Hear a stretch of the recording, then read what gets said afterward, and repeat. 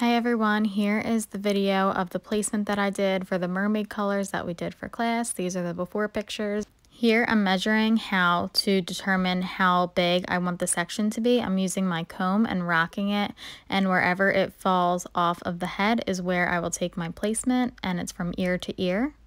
Now I'm using my comb as a measuring tool to determine how wide the section needs to be. I'm doing tiny weaves because I want it to look as natural as possible. I'm grabbing my foil and I'm keeping super tight tension on the hair, and I'm folding my foil a specific way to make sure that the foil doesn't slip. I'm going in at a vertical angle with my brush so that there are no bleed marks and no harsh lines. I'm making sure to get maximum coverage by going in on vertical panels to make sure that the hair is open and getting fully saturated. Now I'm folding my foil up and closing it and locking it. Now we're at the next section, and I am measuring with my comb again, also doing tiny weaves to make sure that it looks as natural as possible. Gripping the hair tight, also holding the foil very tight and making sure that it doesn't slip, going in vertical with my brush because I don't want bleed marks, and still getting maximum coverage with the way I am brushing the hair. Folding the foil up, and then we are measuring our next section with the comb. The reason why we do that is because that is the best way to determine where the foil will lay best, because once the curvature of the head starts to shift and you have a foil that's too big or a section that's too big for the curvature of the head, you will get slippage in your foils and then you will get bleed marks.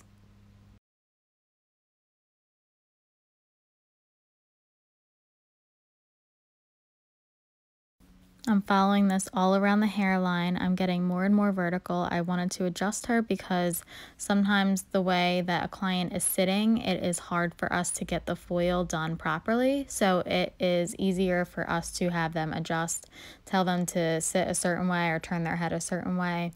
Sometimes it can be uncomfortable, but unfortunately we need to do our jobs a certain way. So just ask them to turn their head a certain way if you need it to be. We're finishing up on this side, getting this foil folded up and tight and locked, and then we are moving on to the next side, and we are doing the same exact thing, still doing tiny weaves to get the most natural look possible. And I'm folding the foil like that with the lip turned inside because that will help me to prevent slippage in the hair. And then we are folding the foil up and locking it. Same thing, vertical section this time, right around the hairline and above the ear, and we are going in at a vertical angle with the brush just to make sure that we don't get any harsh lines, and it will help prevent bleed marks later on. And we are folding this foil up and locking it. I'm still in her money piece section over here. Unfortunately, this camera angle wasn't the best, so if you have any questions, just message me on how I did this. But basically what I did was I went off of the sectioning that I had mapped out already. As you saw me do that in the beginning of the video, I had it all sectioned out. And what I'm doing now is leaving some hair in between just to give some dimension and depth to the hair so it looks natural. And then I am going in like a brick lay pattern, so everything is kind of like laying in a brick lay manner. If you don't understand what I mean by that, I can explain further at a different time. So now we're almost done the money piece section, and the money piece is that bright front pop of color that will be shown first, and a lot of people, especially blondes, like to have this really bright around their face, and it just complements a lot of people's facial features. It makes them look brighter, and when they wear their hair back in a ponytail, it looks really nice because everything's blonde and blended, and it just looks really, really natural. In this case scenario, we are doing mermaid colors, so these pieces will be a lot brighter. All of our foils are in and locked, and now we can move on to the next thing. What I'm going to do next is tip out the front. Tipping out means when you take out hairs that are left out of in between foils and you balayage the ends.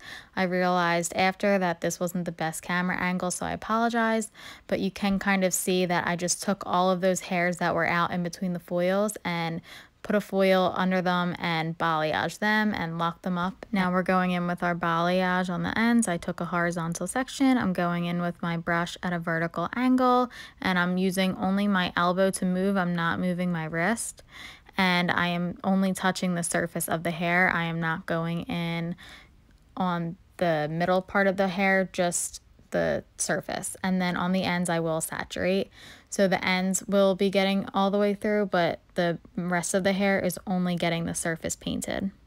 I'm going in with my brush at vertical because it is super light on the hair and it won't penetrate through and you won't get any bleed marks. For this section, I took a diagonal pattern, so the rest of my patterns are pretty much going to be diagonal from here on out until I get back to the top, where right underneath the crown area I will take a horizontal section again. The differences between horizontal sectioning and diagonal sectioning are horizontal are way more bold and you get a lot of maximum coverage with a horizontal.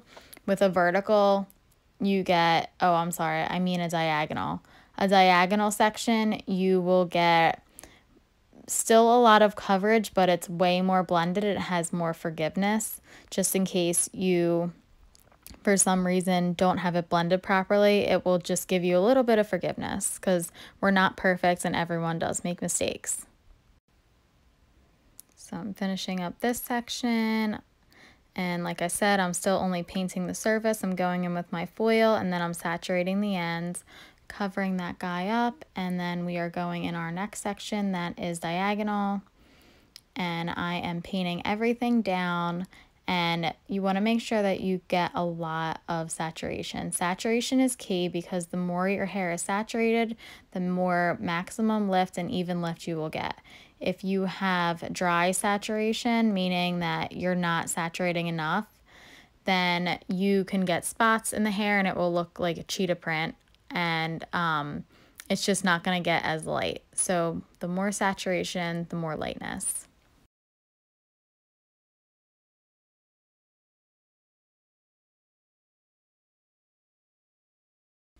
This next section after here is going to be a horizontal section, and that one, see right here, it is giving me more maximum coverage. It's right under the crown, so everything is going to lay over that and just give it a lot of pop. I'm going in with my brush at a vertical angle, and I'm making sure to only use my elbow when I balayage, because when you use your wrist, you just get more chances of getting bleed marks through the hair because you're pushing the hair. And here we are, I'm taking the top section and I split that into two, and I'm taking that at a diagonal. And I am not going up as high this time because I do want it to have a rooted look. Please take note that I'm not wearing gloves, and that is a huge mistake. I actually always wear gloves when I balayage.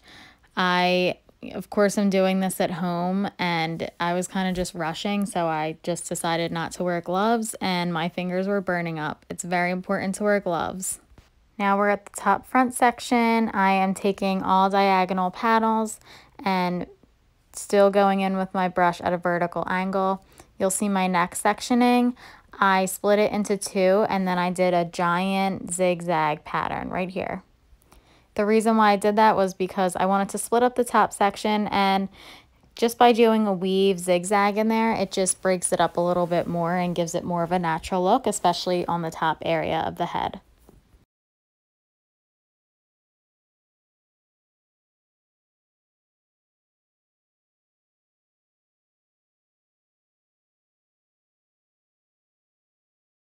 Last piece for this quadrant, I am getting my maximum tension, and I'm going in with my brush on a vertical angle and just making sure to brush everything down, only using my elbow and fully saturating, and then we will move on to the next side, and we're repeating everything the same.